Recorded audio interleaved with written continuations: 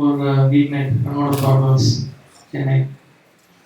Anybody, any idea what that is? Fourth anniversary, yeah, right.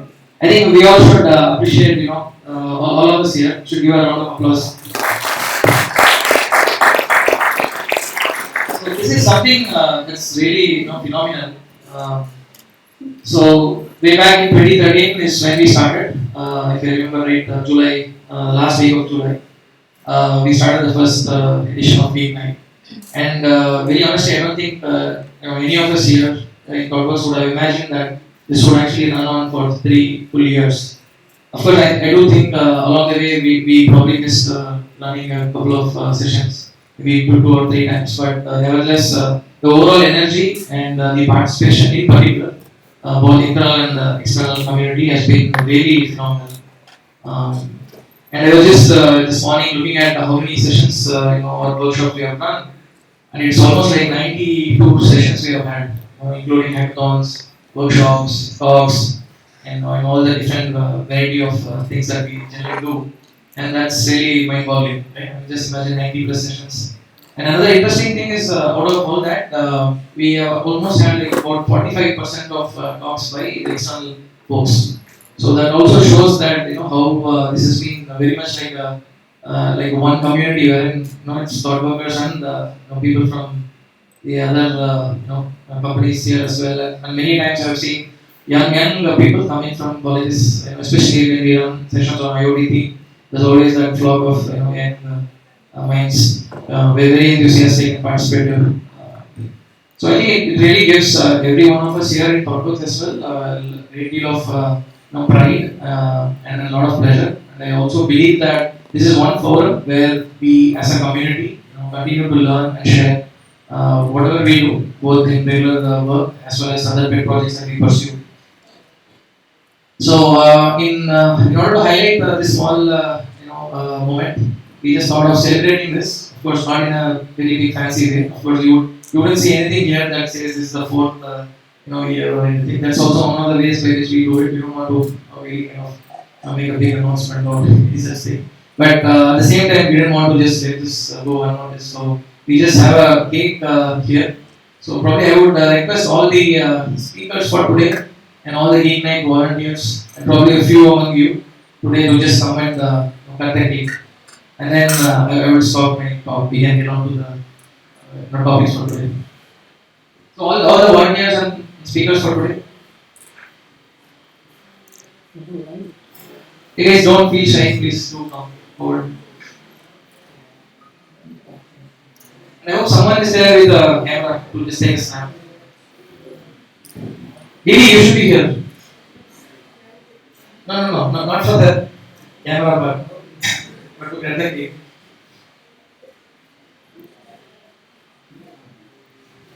I thought we had speakers for today. Is there no one going to speak?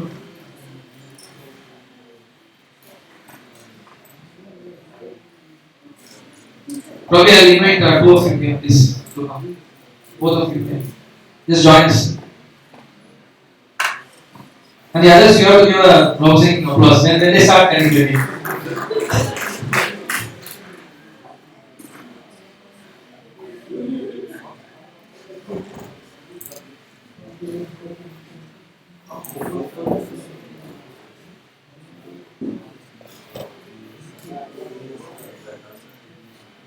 Okay, yeah, you can give the applause.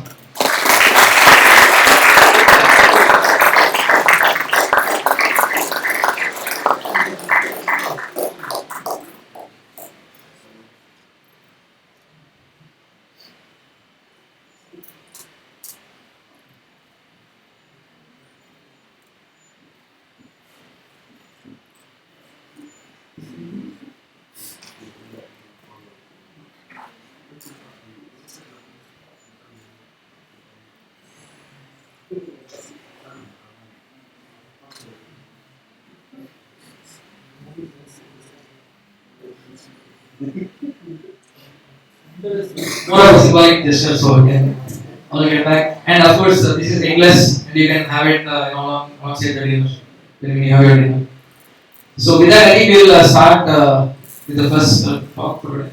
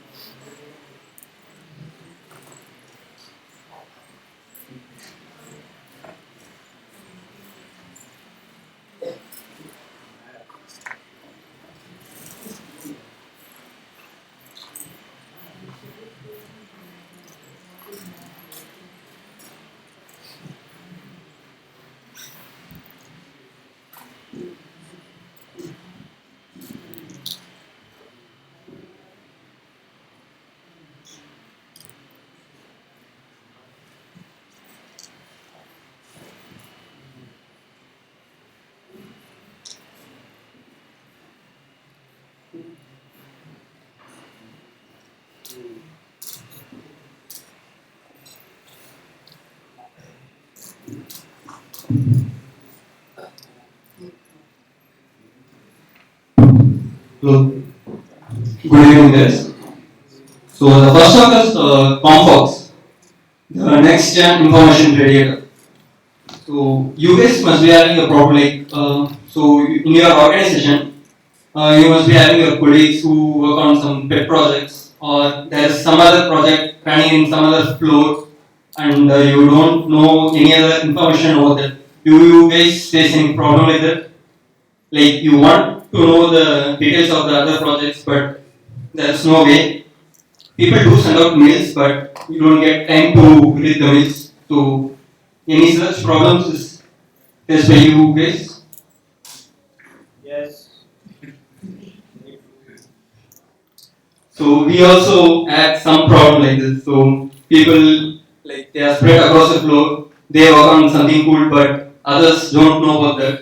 So we thought how we can solve this. So internally in Comfox we decided, okay, let's build something. It's not something like building. We had a proper ideation session where we thought about the various ways in which we could solve this problem. Now I'm just going to walk through the different approaches that we thought of, that we implemented. This is just a problem statement that I told. So the solution that we thought was like the user must be getting the information without having any much effort from his side. So if it's a mail, he has to open the mailbox, read the mail. So what else can be done?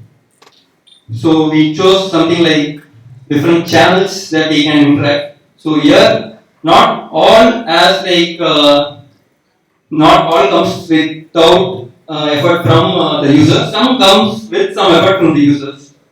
So I'll just walk through the channels. The first one is like leap motion and PR, where the user can. So leap motion is a small device which can recognize the user's gestures. So using that and virtual reality, whether they can like create a whether we can create a virtual office space where the informations pop up and they can interact with that.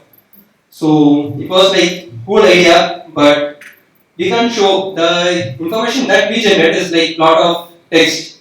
It's not something like a video or something which could be like shown in a PR. So we had problems over there.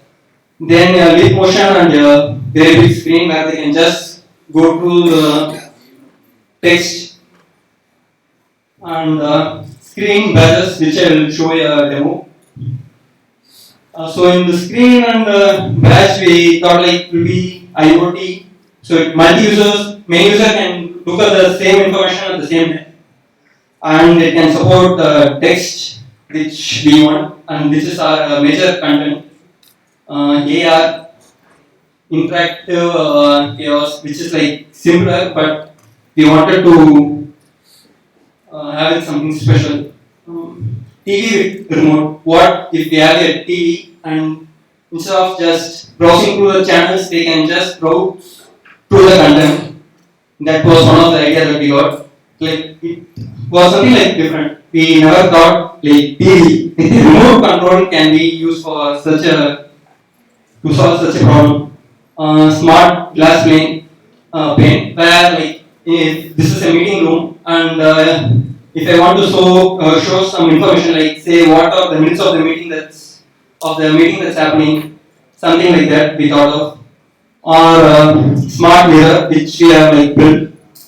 Um, yeah, gaming platform using Unity framework. So it's like you go play a game and you will be like asked some questions. If you the questions will be based on the things happening in the office, and if you answer them correctly, you will be getting points. And as usual, newsletters. Yeah, this is like the different systems that we have, how it has to be like tagging the related contents, grouping them, showing the relevant information. This is just a mind map of those things. This is the architecture. So Jigsaw, Microbox, all those things are like internal systems that we have, which we use it every day and which has content. They have content in different places, but they are not related. But we wanted to relate those informations. Slack, and we wanted to aggregate the information from all these things and put some trending logic. And based on the trending logic, whatever the channel is going to be, it will be displayed in the channel. This is something like a mock that we did for the screen and badge. So there will be like different badges. Each one will be like based on whether a community, like say Geek Night, or it can be a person. When you go and touch on the badge, it will show the relevant information about the badge in the screen. This is something that we tried with augmented reality.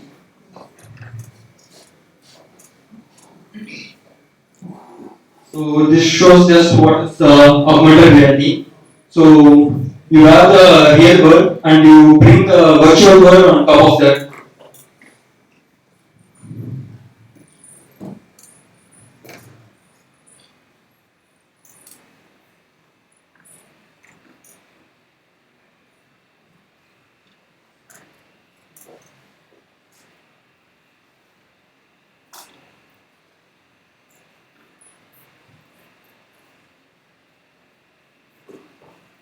So the next one will be like if someone wears a AR device and comes into our office, how it will be. This is how we visualize. Like where are the things? Like there's a photo and it shows information about the photo and the different places in our office, the different projects tables.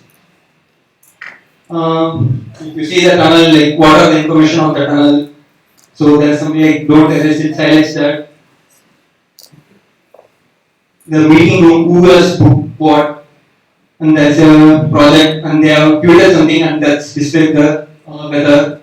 So if you like enter the office, and if you are new to the place, you will be, if you are having a device, you will be knowing there are different things that's happening in the office without anyone accompanying you.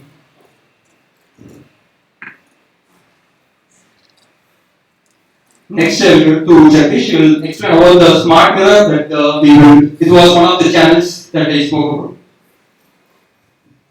about. Hi guys, this is Jagdish. So before going to what a smart mirror is, let me explain you what a one-way mirror is actually. So one-way mirror is a type of a mirror based on a given condition or a key.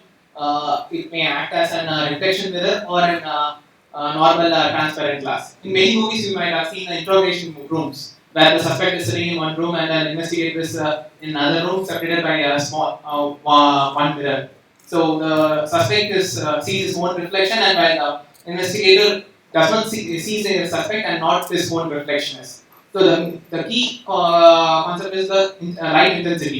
You might also notice that the interrogation suspect's room is always light, and the investigator room is always dark. That is because the suspect can see his own reflection while the investigator cannot see it. So this explains the full thing. This picture is a self-explanatory kind of.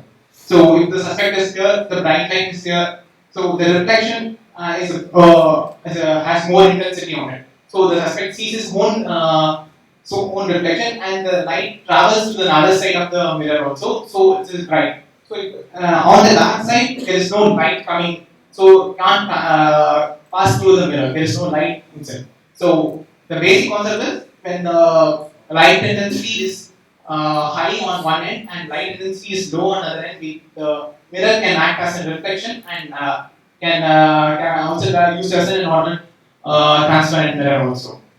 So we can use this same concept to implement the smart mirror. So imagine if we are the persons, the users are here, and we can see our own reflection. And on the other side, we can use a projector or something, projection to show an image or a sentence or a word so that it might be looked over by the user. So from here we can see our own reflection plus the light coming out from the other side. So that might be a projector or be a monitor also, anything. So we can use this concept and to derive a smart mirror. This is what we built it. So you can see this is a mirror with birds are displayed by it. So other side of it. So what is inside the mirror actually? You can see it in here. So this is actually a monitor.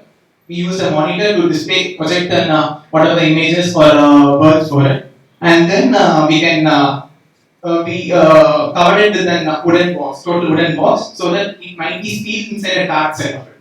So we covered it with a one-way mirror, and then when we look at it, when we display something, you can see the letters being displayed here. So it acts as a reflection also. So this reflection, normal reflection mirror, and then mirror also. So this concept is one of the medium we use it. So we can be displayed what are the projects, what are the other things going around the office. So anybody can see it while they walk around the office itself. So we can use it in the restroom mirrors and whatever places here it is. So can be moved around the office. It does not depend on everything. So what the components we use is Raspberry Pi and Wi-Fi adapter and a monitor. So the Raspberry Pi connects to the connector service APIs in the backend and then displays the messages. So that is a full small summary of the smart mirror.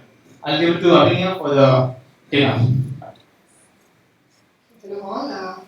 So coming to the data part, as Arun was explaining, Comfox is all about four different people coming together, and they have different things about something common among them. So that's what we're trying to simulate here. So the four different people are synonymous with the four different sources we had. So like Arun explained, we had two internal apps of ThoughtWorks and two external apps, which is Slack and Twitter. So getting data from them was pretty convenient because Slack we had the webhooks. So once you register a webhook to any channel that you want to get information from, it was that simple. So you can register a webhook to say Chennai channel of ThoughtWorks team. Then if anyone posts a message with the same convention of Comfox viewer, then you get updated to that. And similarly with Twitter, it was even more convenient where you have a lot of user streams and say we have created a user called Comfox and so it follows a lot of other groups. So whenever the followers of Comfox user update or retweet something, we get updated. So this is how we get data from. That was pretty convenient. And then once we get the data, so we need something like a publish subscribe messaging broker where we can create a topic for each of these data sources so that anyone who's going to consume is going to subscribe only to those topics. Say for example, in our case we've had 4 indexers. So whatever data we get from Kafka has to be converted into a format that can be stored in GraphDB. So that is the role of these indexers. So Kafka with the plot because we needed something like a publish subscribe messaging broker, which Kafka is, and we needed to create topics for each of these data sources. So we'll come later into why Kafka and why specifically TitanDB. I'll just run through the architecture initially. And then, so once we get the data from Kafka, we index that to store it in a format in TitanDB. TitanDB again is a GraphDB, so we needed some sort of indexing to index the data from Kafka into TitanDB. And then we didn't have any customized query wrappers. We had Gremlin, which is like a SQL for RDBMS for the GraphDB. So we made use of that. And training data science engine is still in progress. We haven't improved a lot of things in that. So now basically to start off, we've had simple logic to get the latest events that have occurred. And then we have an API which we expose, which will be made use by the smart mirrors or any other IoT device. This is the high level architecture.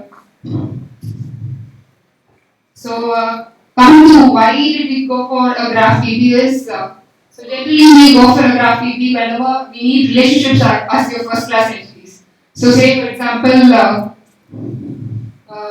this would be one of the use case application. Just an example. Say Ashwin from one of the team here posts in Slack telling that his team is going for his first ever release in Android.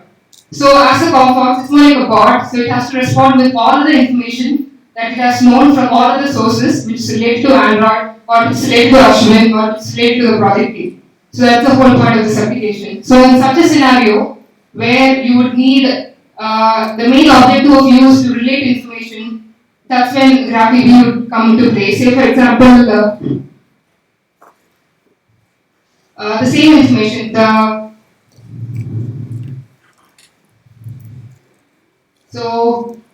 so he posts a message in Slack telling that his team is going for a release, and then say there's a tweet in Android team of Twitter which tells the recent development in Android. And then say there's one more internal app of ThoughtWorks which says that a particular team based out in Pune has the largest number of Android developers. And say one more internal app of ThoughtWorks says that there's a bootcamp of Android going on in some other place. So these are all the related information of this. The same thing if I had to represent in a graph table would be more like I have a message node which is the Slack message node which Ashwin has posted in Slack. And I have to relate this to all the trigger words that are in the message. So Android would be a trigger word, Ashwin would be a trigger word, and project would be a trigger word. So it was as simple as relating this message to all of the trigger words in that message. And this trigger word would have been related to some other messages also in Twitter, Jigsaw, which we had observed later. So the same thing had we written in RDMS would have been cumbersome because we have written a lot of big join queries and then getting the data. It's very simple because all you need to do is get the skill node of whatever message you wanted to convey and get all the internal edges to that. So that's why GraphDB fixed the plot. And one more reason why we will time DB over Neo4j would be it is open source. And since it's more like a beach project, there's no constraint on performance tuning and all such nuances. So we picked TitanDB over Neo4j. And like any GraphDB, at the end of the day, though you represent the data in the form of nodes and edges, when you save in the DB, it's going to be like a NoSQL, mostly. So it's more like a DSL. The GraphDB provides you a DSL where you can specify your data in the format of vertices and edges. At the end, when you store it in a SQL or NoSQL format. Predominantly, it's a NoSQL format. So we have used Cassandra as the storage backend for TitanDB. And the query language is Gremlin. The Gremlin, as I told, is synonymous to what SQL is for RDBMS. And coming to Kafka. So Kafka again, one of the strong points of Kafka is its scalability, but we were not able to use the features of Kafka completely in this application as this application demand any such performance tuning naturally. So there are certain things that we observed that it was very easy to tweak certain options in Kafka at a high level without realizing what actually happens internally. So say there would be a small configuration option in somewhere where you enable auto offset, but internally it would have had some impediment that the way Kafka had implemented it. One such scenario was so when you so we have a Kafka broker and there is a number of producer clients and a number of consumer clients. So in our case it would be a number of producers which take the data from various sources and pump it to Kafka, and there will be a number of indexers. As I mentioned, they would index the data to TitanDB. So in such a case, every time you create a Kafka consumer, you have to specify a group ID. So we create essentially what is the group ID. So whenever we used to create a consumer, we used to give separate group IDs for each of them. But internally, if you see, you can create a cluster for some consumer. Say for example, have a Slack indexer, and say for fault tolerance have 3 Slack indexers. So I have a cluster of indexers for Slack data row. So when I create a cluster such as 3 for Slack indexers, I can create each one with the same group ID, which means all I have to do is when I'm creating the consumer client for Slack, I'll create 3 of them with the same group ID. Internally, Kafka what it does is it knows that these all belong to a group. So whenever so Kafka every time it creates a topic like Slack say maybe, and there'll be a number of partitions for the same data. So when I create a consumer group, to know that okay, these 3 are doing the same job. So in this partition of the Slack topic, it knows to divide one partition for each of them. so that three of them at the same time can take data, and also your data gets consumed fastly. So these are things that you would not realize it when you pick an option, but internally you have implemented in such a manner.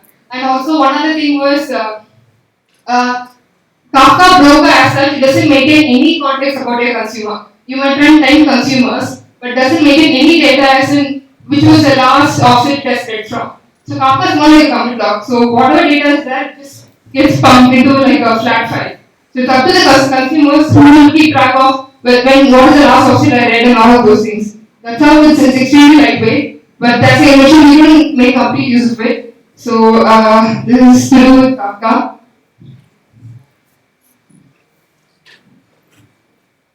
So that is the data summary part. So what we are trying to do next is in the smart mirror read. So we are trying to recognize the person who is standing in front of the mirror by using a face recognition, iris scanner or retina scanner, anything we can use it. So based upon the person, we can display messages also. So if he has not filled the timesheets, also we can show him a message that your timesheet is still pending. Or we can, if he is working on a particular framework, we can display messages like that one. So these are the face recognition and also voice recognition. If he talks something so that the mirror replies back to him and so that it becomes a communication like between the mirror and the user. So that is based upon the voice interface, we can actually display the trending message based upon it. So this is a full idea of the Comfox. You have any ideas, feedbacks, questions on that?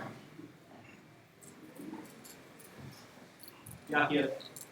So you gave an example with the tweets and the Slack. So for example, Ashwin is doing an Android release, and there is an Android team in Pune, and they have the largest number of Android developers, etc. What will I see on the smart mirror? Means taking all that into consideration. What is the output of the smart mirror that I will see? I didn't get it. What will I actually see? On the smart mirror, what will I actually see? So will I see all this information together or? Yeah, it's more like your main message and you have something like related message. Say there are certain messages that you want to convey to the office. Say someone posts in the Slack link that this is some information I want the entire office to know. That case will be displayed as such. But say that particular message has some other related information, like in this case, these are also will be appended to that. So as a bullet you will see. Something like that, yeah. Something like a main and then you'll have some more related message to that. So essentially the main message and you are putting related messages using the stack and displaying it on the smart mirror. So the main message is always shown as, for example, if you are posting saying that I am making an Android release, that is always the main message. Then you will find messages that are related to it using keywords and logic, and then display all these together on the smart. That's correct. Is that correct? Yeah. Are you using Kafka and Titan on single nodes, or is it like? It's a single node. You mentioned you went to Titan V2 instead of Neo for some reason. Can you tell me why? There's no any specific technical reason for that. Basically, Titan DB was an open source DB. Just want to play. And this was a weak project, so we didn't want to. Any performance related? That's the reason. There was no reason for any performance tuning as such in this application, so we didn't run it to that. So in the typical office providers, we carry a mobile phone. This could be done in the as a gadget mobile app. So why was this another mistake?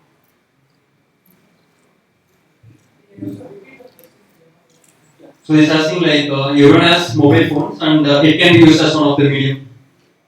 Yeah, so it can be used, but we thought of many other channels. Smart mirror is one of it. With mobile phone, we have like AR. We can have a AR app in the mobile phone, which can be like very interactive to explain what's happening in the office.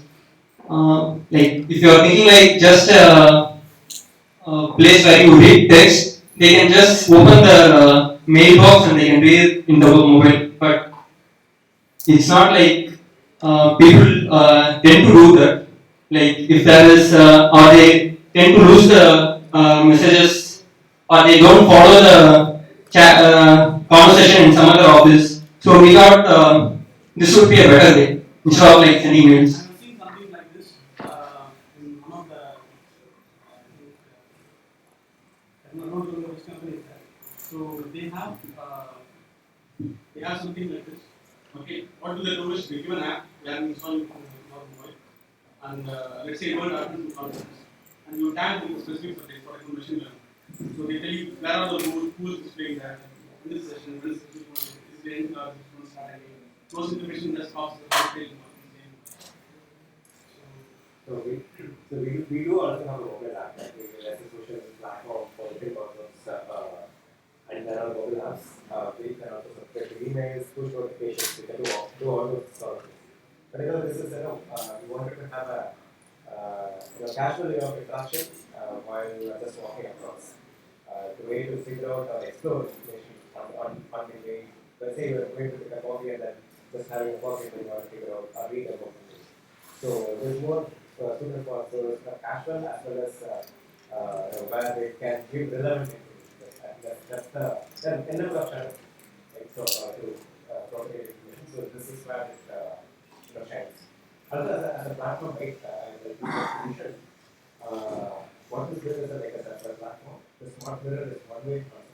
I think they're building other chatbots where within Slack itself you can start interacting with the Comfox bot itself, where you can ask about a specific thing and then you can start explaining in emails or who is working on it, talk about it, and you can start explaining through just through chatting. So from we can do relevant information which is the both of it's like you can and the possibilities are endless. And we'll keep building on top of like what about we can keep on building.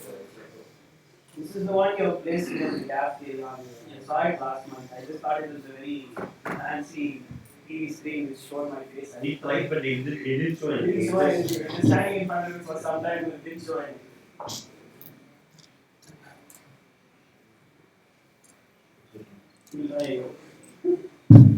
Any more questions? In your indexes, right, for stream processing. For stream processing, what is the tool you are using, like Spark, Hamza, or native Kafka stream? Native Kafka. So Kafka didn't is. Okay, right on. So you said by using some devices, right?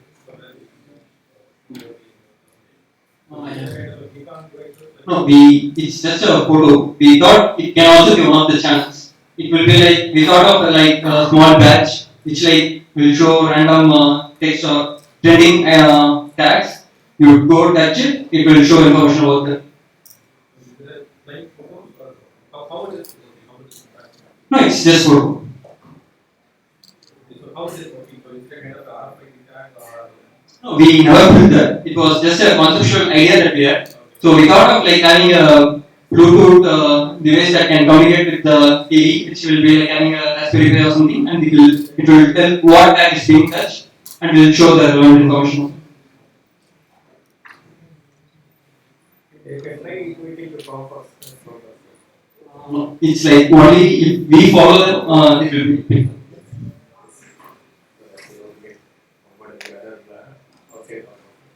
If you have any other questions, you will be here. You can ask. We'll get to the next stop by Pooja.